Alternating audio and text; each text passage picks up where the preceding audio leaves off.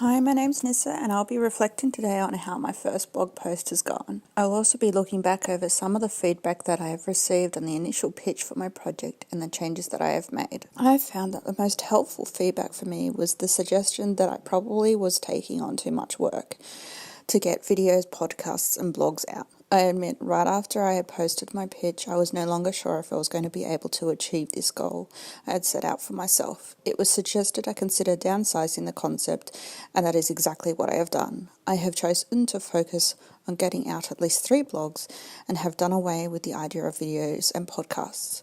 My choice for blogs over the other platforms was mainly due to having the existing blog and a persona that was well established. I have a blog already set up to post onto a Twitter account that is also well established, and I did not feel that I would be adding any value to my project by starting something completely new, especially not when I have a large following already, so I figured capitalizing on what I already have would make more sense. Another reason was because my little laptop can no longer handle the programs I needed to make the videos and would repeatedly cause it to crash. With a limited number of hours available to me, I need to be able to work from home, so ultimately blogging is the way to go. Other feedback I received that was helpful was narrowing down the scope of my project to be focused on only the ethical elements of medical implantations. As I was struggling on a starting point, choosing this focus gave me more of a direction, and I have now managed to map out all the content I will be covering easily. So I will now be covering the kind of medical implantations that are available to us now, what medical trials are being done, and what theories and predictions have been made in regards to this kind of technology. My first blog is a quick introduction into the 3 different kinds of medical advances related to microtechnologies and microchipping. I felt it was a nice place to start, as a lot of people get their first introduction into futuristic worlds through movies and TV and books.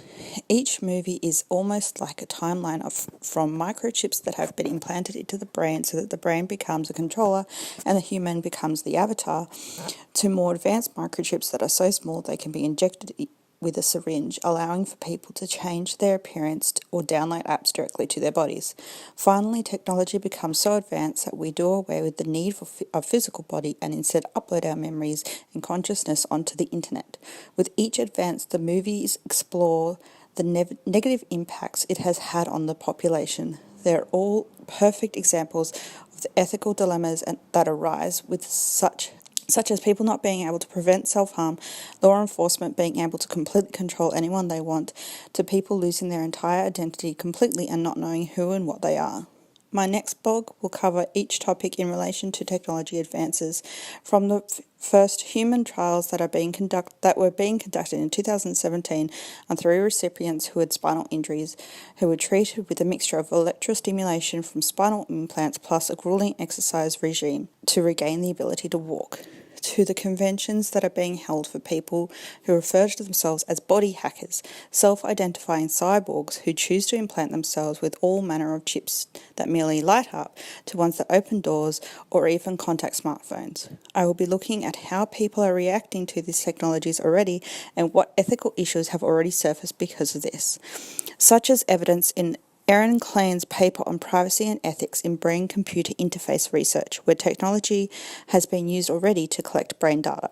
I have yet to decide on a topic for the 3rd blog right now, though I am hoping for some feedback for the video. So to conclude, my new project will now consist of 3 blogs covering the ethical implications of microtechnologies and medical implants. I will be covering what this will look like in 5 years with microchips, 10 to 20 years with nanotechnologies, and 50 plus years with the potential for removing the need for this technology altogether, and as we become Wi-Fi signals.